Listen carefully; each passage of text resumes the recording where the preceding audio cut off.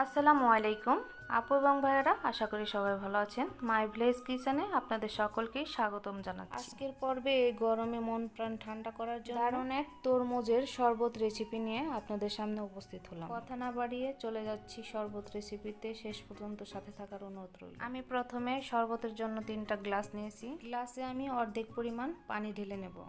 কিছু ফ্রুটস ব্যবহার করছি আমি শরবতে, তাই পানিটা আমি অর্ধেক নিচ্ছি।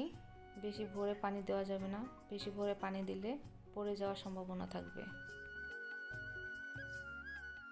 1 চা চামচ করে 3 গ্লাসে 3 চা চামচ পরিমাণ চিনি দিয়ে দিচ্ছি। আপনারা চাইলে চিনির পরিমাণটা আর একটু বাড়িয়েও নিতে পারেন। এই তরমুজের শরবতটাতে আমি মিষ্টির পরিমাণটা একেবারে হালকা রাখবো। আমি এখানে গ্লাস নিয়েছি মিডিয়াম সাইজের, আপনারা যদি গ্লাস বড় নেন তাহলে মিষ্টির পরিমাণটা আর একটু বাড়িয়ে দিবেন। আমি এই শরবতটাতে স্বাদের জন্য 1 চিমটি করে লবণ দিয়ে দিলাম। ভালো করে চামচ দিয়ে নেড়ে চেড়ে চিনিটাকে পানির সাথে মিশিয়ে দিতে হবে। আপনারা চাইলে লবণটা বাদ দিতে পারেন।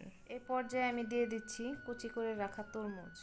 আমি তরমুজটা নর্মাল ফ্রিজে রেখে ঠান্ডা করে নিয়েছি, তাই আর বরফ কুচি ব্যবহার করছি না। আপনারা চাইলে বরফ কুচি ব্যবহার করতে পারেন।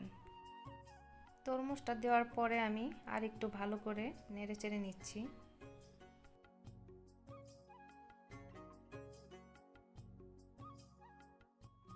এই পর্যায়ে দিয়ে দিচ্ছি আগে থেকে ভিজিয়ে রাখা তুকমার দানা। আমি 1 ঘন্টা আগে পানিতে তুকমার দানাগুলো ভিজিয়ে রেখেছিলাম। এবার পানি ঝরিয়ে শরবতে দিয়ে দিচ্ছি। আমি 1 টুকরো লেবুর রস 3টি গ্লাসে দিয়ে দিচ্ছি। কিছু আনার অথবা বেদানা দিয়ে দিচ্ছি। এক এক অঞ্চলে এক এক নামে পরিচিত, আনার অথবা বেদানা। আপনারা চাইলে এই ফলটি নাও দিতে পারেন। শুধু তরমুজ দিয়ে করলেও অসাধারণ লাগে খেতে। একেবারেই সিম্পল, দারুণ খেতে ঠান্ডা ঠান্ডা তরমুজের শরবত রেডি। এই গরমে ঠান্ডা ঠান্ডা তরমুজের শরবতটি আপনাদের পরিবারের সাথে শেয়ার করে দেখবেন। আমার রেসিপিটি যদি আপনাদের ভালো লেগে থাকে আমার চ্যানেলটি সাবস্ক্রাইব করার অনুরোধ রইল। পরবর্তী ভিডিও নিয়ে আবার আপনাদের সামনে উপস্থিত হব। ততদিন সবাই ভালো থাকুন, সুস্থ থাকুন। আল্লাহ হাফেজ।